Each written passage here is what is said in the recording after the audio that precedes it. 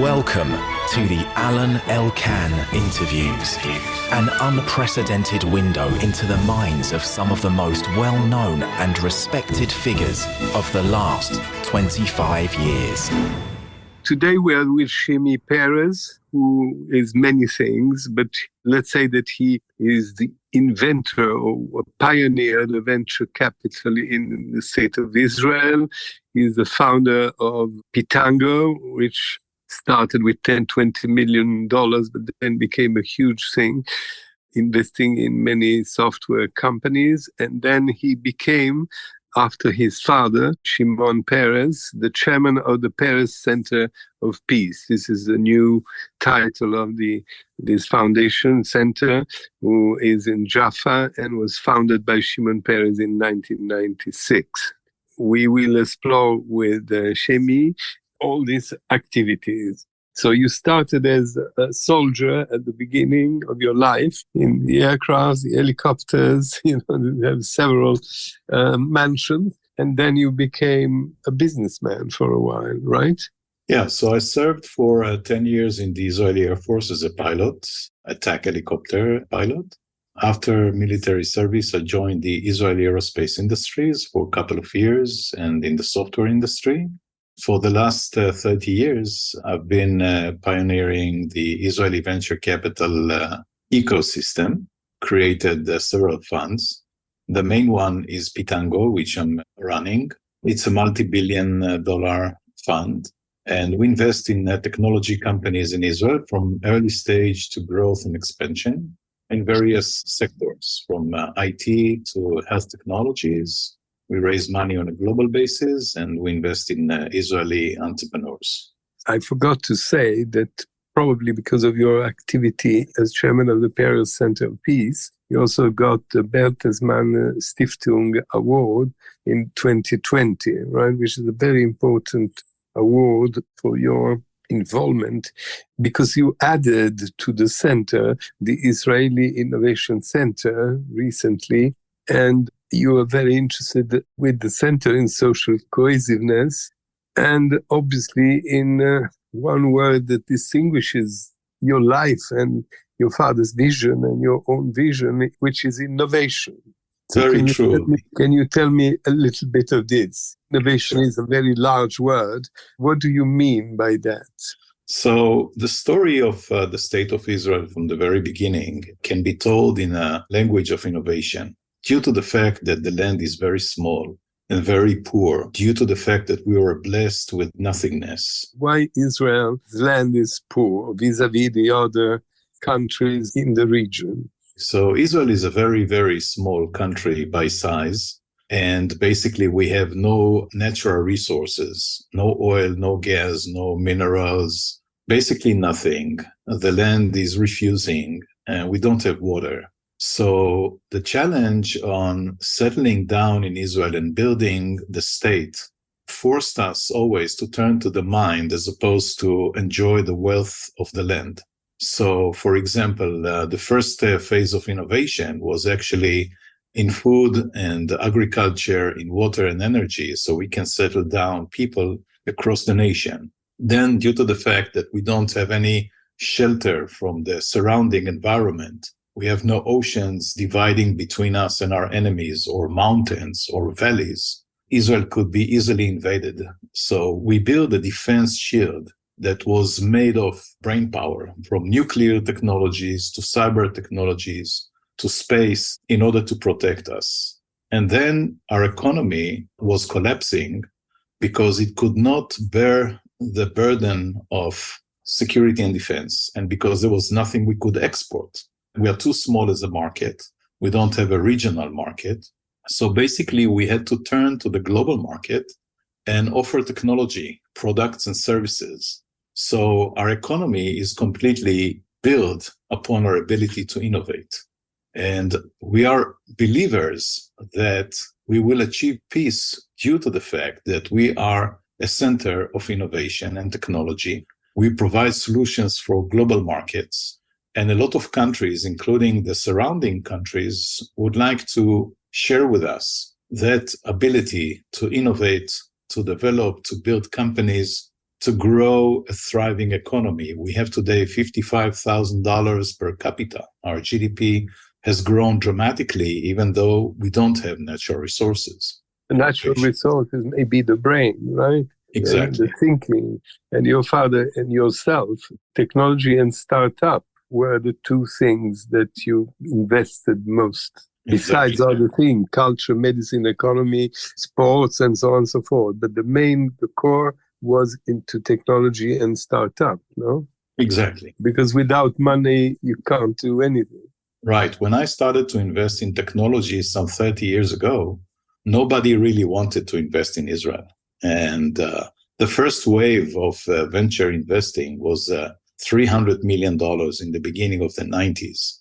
In 2021, more than 25 billion were invested in technology companies in Israel, excluding money that was raised through IPOs and through M&As. So we grew dramatically. Our ecosystem is very robust now. And we believe that our ability to innovate and to grow our economy is a key to the future, is a key for peace building. So we believe that peace and innovation goes hand in hand. How come? I think peace can be achieved if you can imagine and build a future that can be shared by us and our neighbors. If you try to achieve peace by fighting over historic facts, you are doomed to fail. My father said always that the past cannot be changed, but the future needs to be designed. And I believe that the world is moving slowly from a world of wars and conflicts into a world that faces global threats. In order to resolve global threats and to mitigate them, what is required on one hand is solidarity, which translates to peace and foreign affairs. And on the other hand, to find solutions with technology. Take, for example, Corona. Corona was a global threat that attacked all of us together, the pandemic.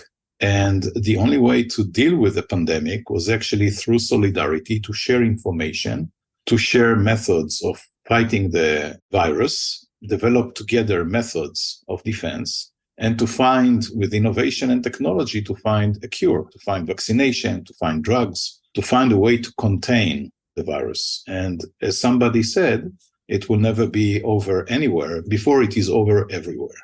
That's the world that we're facing. It's a world of solidarity, and it's a world of science and technology to allow us to mitigate the risk of climate change, of cyber attacks, pandemics, and everything that we're going to face in the future. Israel is very well known for this. Your father and yourself, you believe that there could be a real Israel without being in peace and sharing with the Palestinian world, that you have to go together, you have to be together, but it doesn't look like. If we look at Israel today, I am not entirely sure that your father will be very happy, right? I don't know what is your point of view, but the world is seeing a very different Israel from the one of the Yitzhak Rabin or your father or the previous prime ministers or presidents. Yeah, of course, the pessimistic view is that we are experiencing terror attacks almost on a daily basis. There is a lot of mistrust on both sides. The positive side shows that we still can continue and cultivate peace in the region. The Abraham Accords, the agreements that were signed between Israel and the UAE and Bahrain and Sudan and Morocco, and hopefully more countries will join. And of course, our great hope is that we will achieve a comprehensive peace, including the Palestinians. But in order to achieve that, we have to shape a tomorrow that can be shared by all.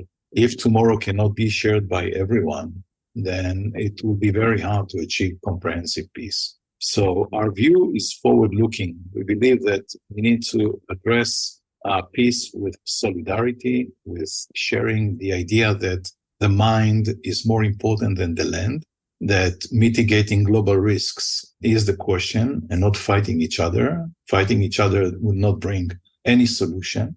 And I think it's just a very long process where trust needs to be cultivated and maintained.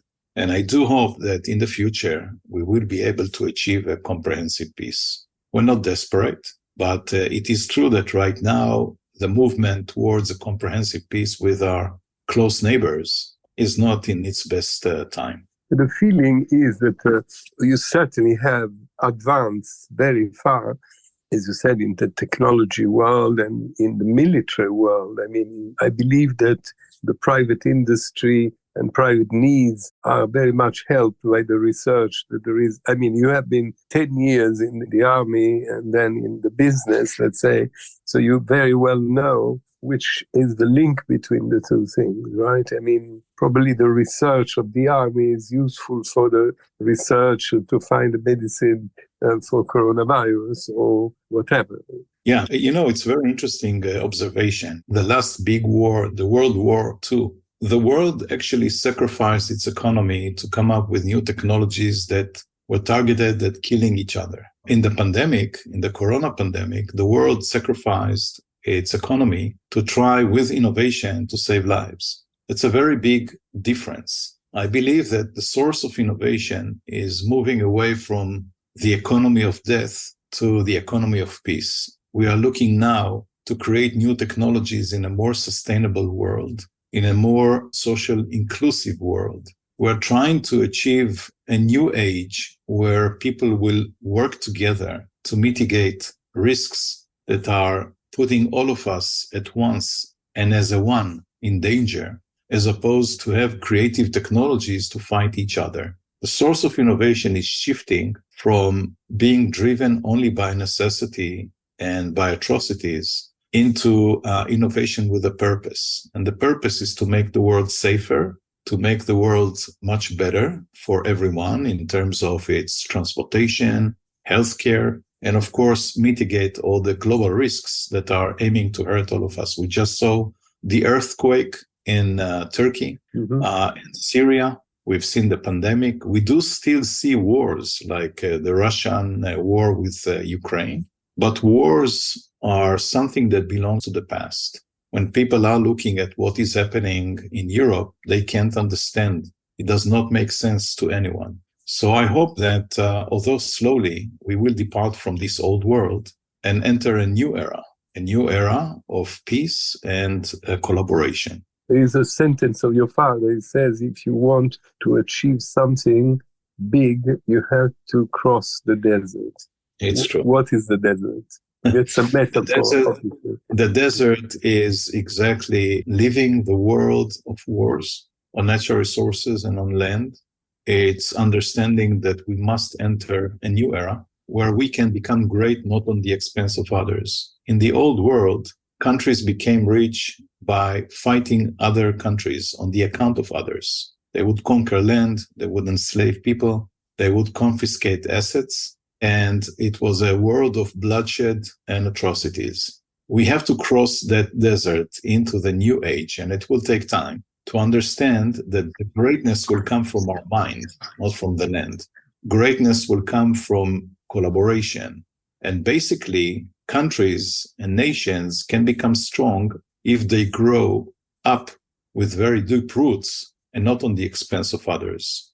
Vertical expansion and not horizontal one. I would like to know if you think that the empires like China, Russia, or United States are listening to you.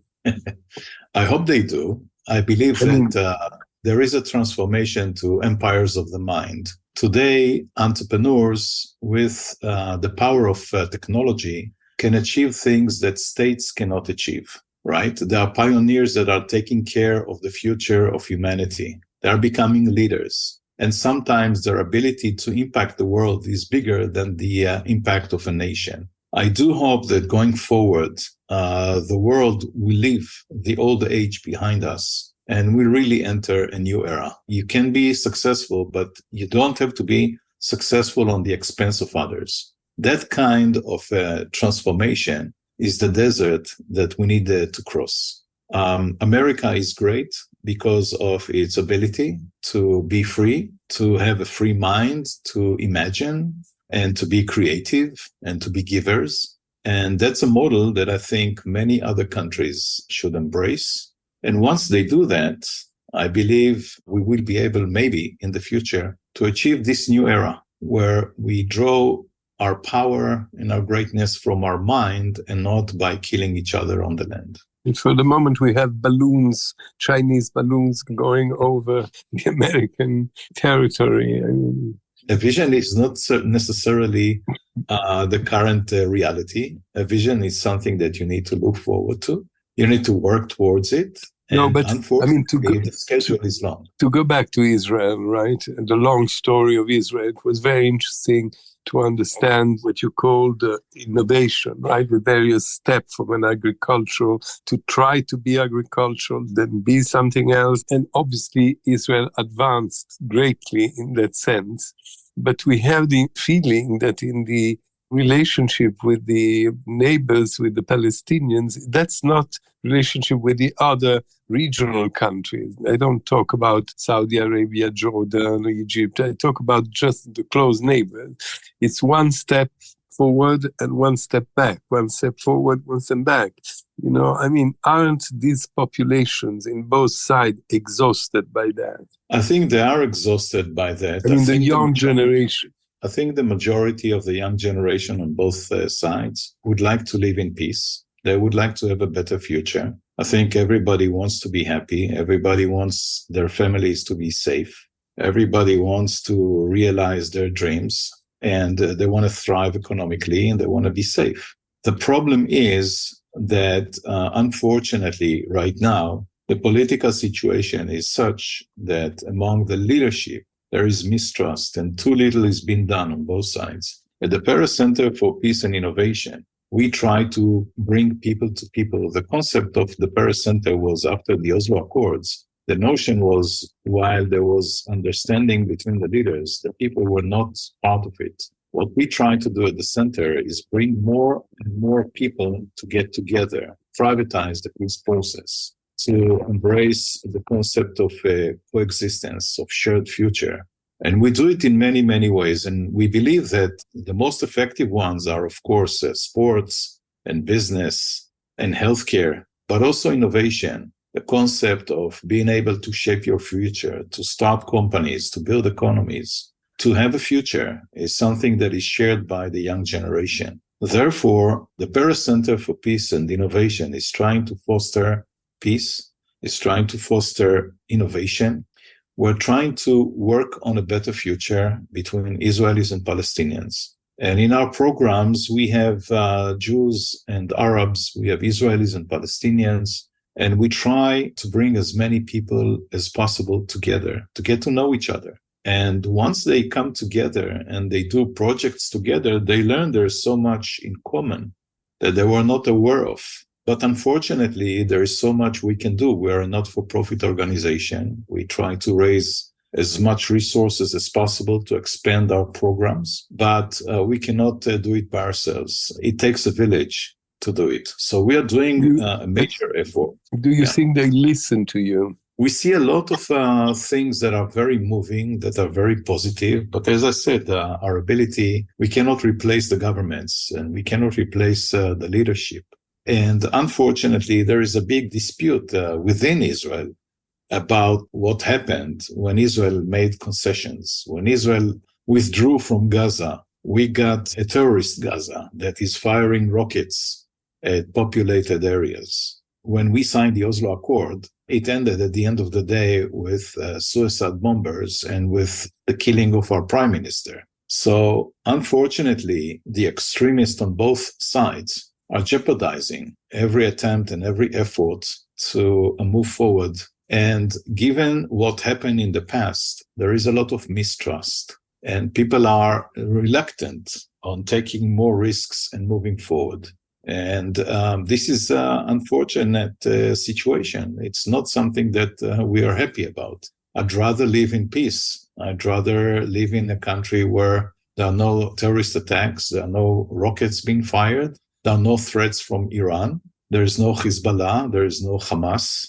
But as long as the terrorist activity continues, and as long as we don't teach the children to love each other, unfortunately, it will take time before there will be peace. But as an optimist, I believe that at the end of the day, we will come to a point where it will not make sense anymore. And maybe at that time, there will be another attempt, which will be more successful. But you see, you were talking about the extremists. And you said America is a free country. I mean, we can see everywhere that extreme, especially right-wing parties are becoming more and more popular because obviously the discontent of people ends in that, and there is a big worry about this surely is anti-Semitism and racism all over the world, but these kind of regimes do not encourage, right? And Israel, unfortunately, is perceived at this very moment as,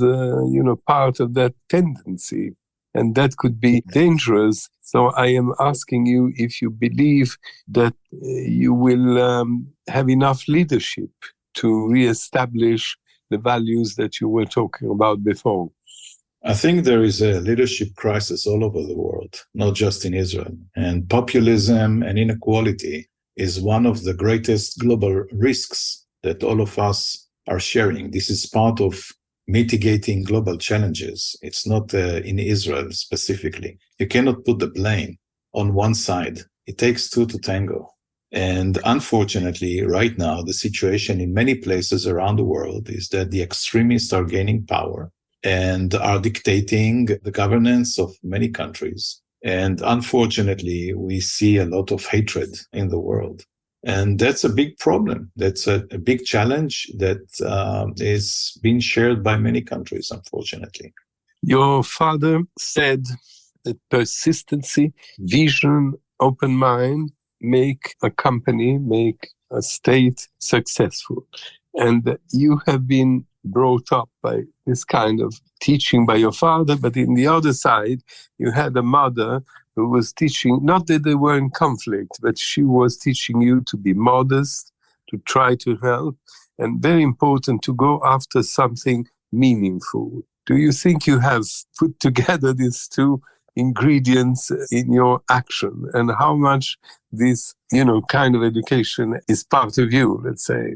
I think that I learned from both of them. I think I took from my father the vertical notion, the vertical lines, to dream, to serve something which is bigger than you, to be optimist, to dare, to pursue your dreams, to cross the desert, etc. From my mother, I took the horizontal lines, meaning be modest, be humble. No one is a star. We're all human beings. All of us have weaknesses. We need to help those who are less fortunate, those who are less privileged. We have to remember that we are a link in history and we need to be good people. So I took the lines that are vertical, I took the lines that are horizontal, and I created my own picture. Which is your picture? I think on one hand, I think I am modest, and I think I'm trying to do my best to help other people, just like my mother. But at the same time, I do have a vision, and I do have the work that is the work for the country to make its economy stronger, whether it was in my military service or in my economic activities. I'm trying to make Israel better. I'm trying to make Israel safer. And I'm trying to make Israel more peaceful with our neighbors. But everyone can do as much as they can with the tools that they have. And unfortunately, it's not something that can achieve by an individual person. This is something that at the end of the day needs to be gathering much more consensus, much more coordination and collaboration on both sides to get to the point where we say it does not make sense anymore to kill each other. And it does not make sense anymore to fire rockets at each other or execute terrorist attacks. We have to sit down. We have to recognize that we have a big issue that we need to solve and try to negotiate and find a solution. I'm a believer that the way to do it is through a forward motion. That means that we're moving forward. We're starting to cooperate. We're starting to collaborate. We stop the activities of educating for hatred. And we come to the table honestly with a real interest to put an end to loss of life.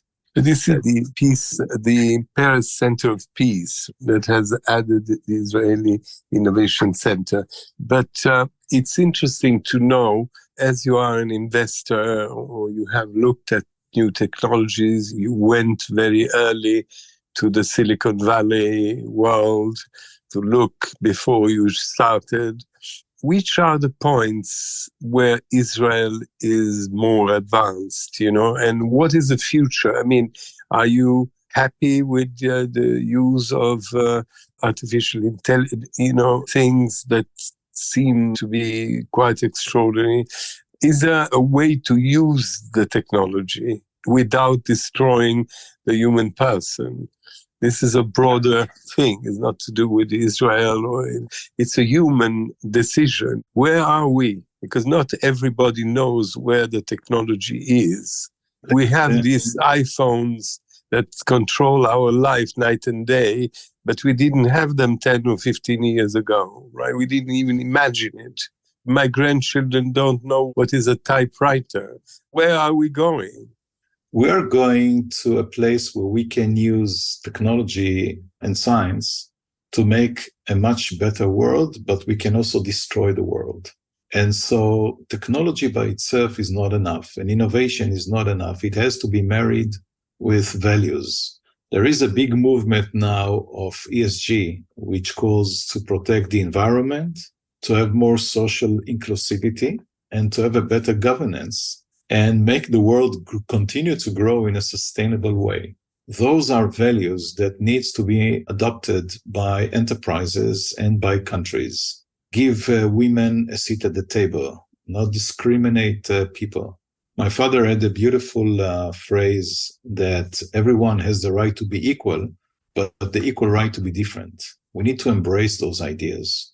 We need more countries to build their economy on innovation so they don't have to fight each other. We need to make people more capable in learning and adapting to the reality which is changing constantly.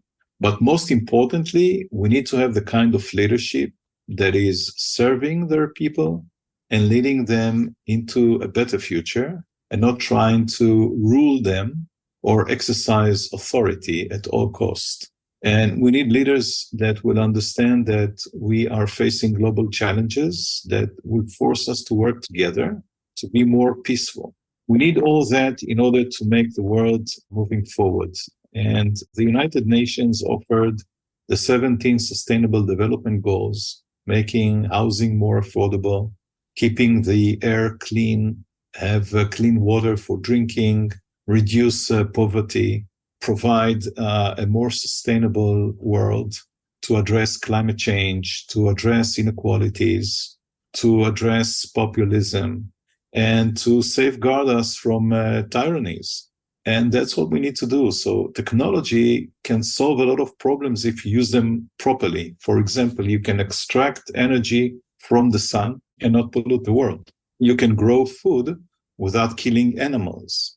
You can make the world much better with technology innovation, but you need to have the right governance. You need to have the right education. You need to have the right mindset and the better understanding. And that is the desert that all humanity needs to cross from an old world to a new one.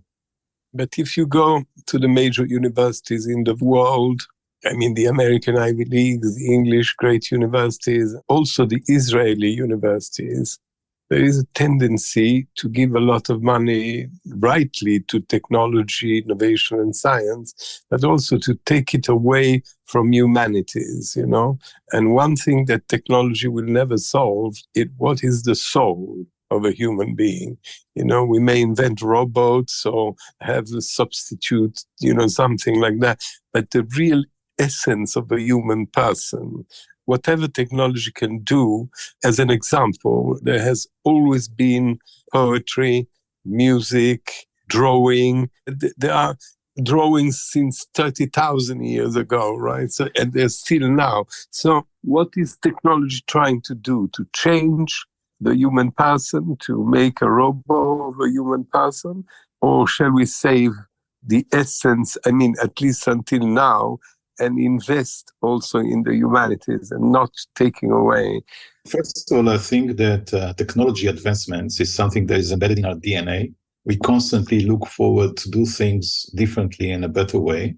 solve problems, research, and find new solutions to everything that we are facing. So that's something that we cannot help it, but we are moving forward whether we like it or not. You cannot go back, fortunately. Constantly, the world is advancing. And the tendency to learn and to research and to invent is something that is within the human DNA, something that we cannot change. I think we need to understand how to address those issues. I think that learning software development or machine learning or things like that are things that needs to be more kind of a training. They need to be shorter. They need to be up to date because they're constantly changing. They need to be more tailored to the needs of the industry. Whereas the arts and humanity, basically, those you need to spend more time on getting educated, spending more time in learning. I think that it's better to have studying engineering in a year than 3 years, but humanity, you can spend 4 years as opposed to 3 years. So put more time on the soft skills, the things that are more important to our soul and to our identity. Whereas the other technical things, you should do it in a much condensed way that is moving with the industry. As a matter of fact, universities should be split into two. The kind that is supporting the industry needs to be handed over to the industry. They need to run it. Whereas the humanity or human issues need to be studied in universities. You need to take the time, you need to learn and to sit in lectures and put your brain to work on this and just focus on that so we can have a more sustainable world.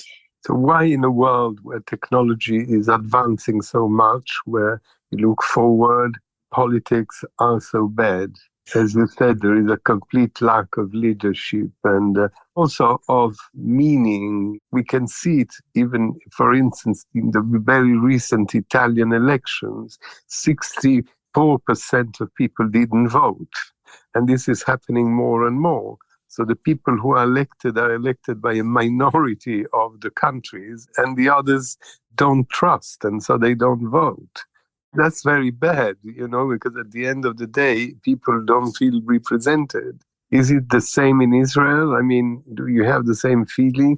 You come from a family who had ideals, who was sort of be part of the creation of this country of Israel. What is your feeling?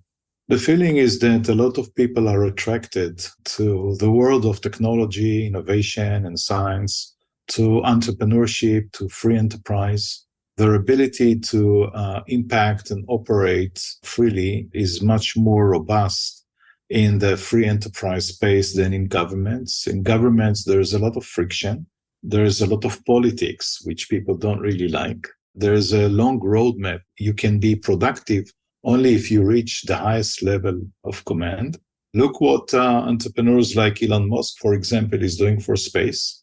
And look what he's doing for transportation. I don't see a lot of ministers or prime ministers around the world that could achieve the same level of impact that he could have achieved. So I think that the freedom to operate, the ability to impact are so dramatic that a lot of talent is moving away from politics into the business side, into the entrepreneurial side.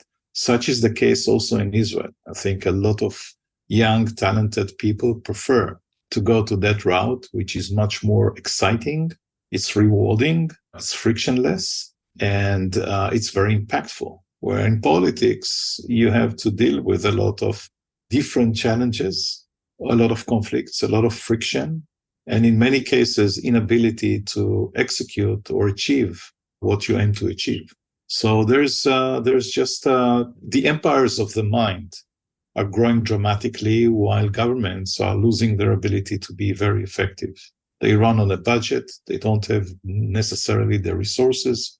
It's very hard to get the people around a certain idea. And it's very tough to accomplish what you want to accomplish. So what you want to say is that one day there will be no more politics?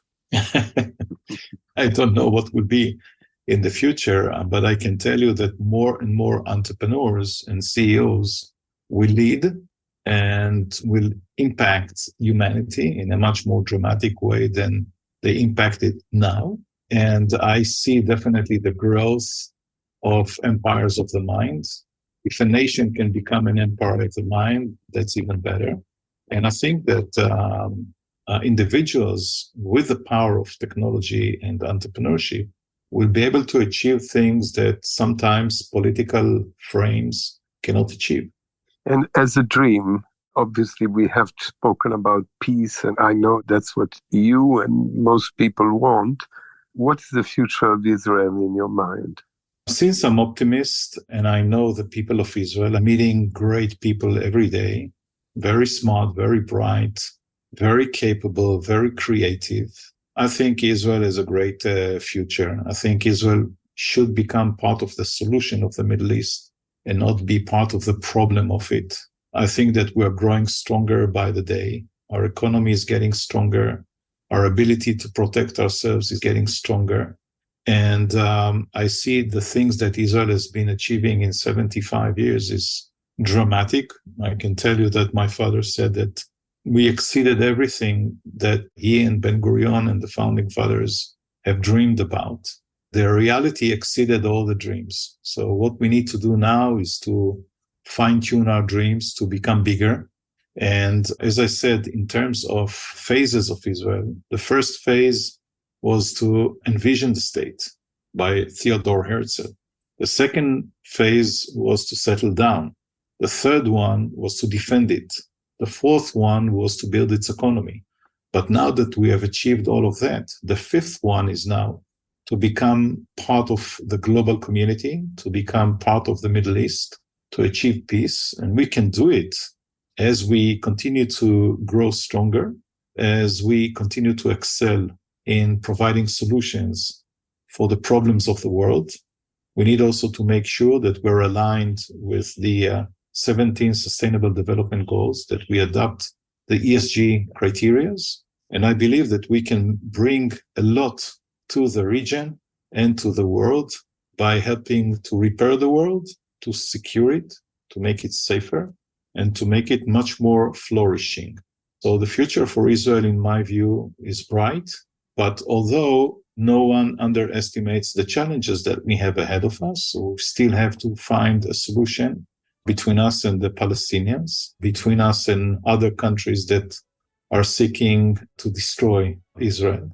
And I hope that together with the world, we'll continue this march in the desert until we reach a new era where nations can be much more peaceful because they can compensate for everything they lack with their ability to research, innovate, and find a solution to a problem.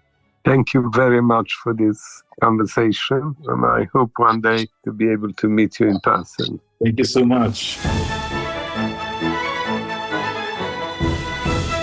Alain Elkann interviews.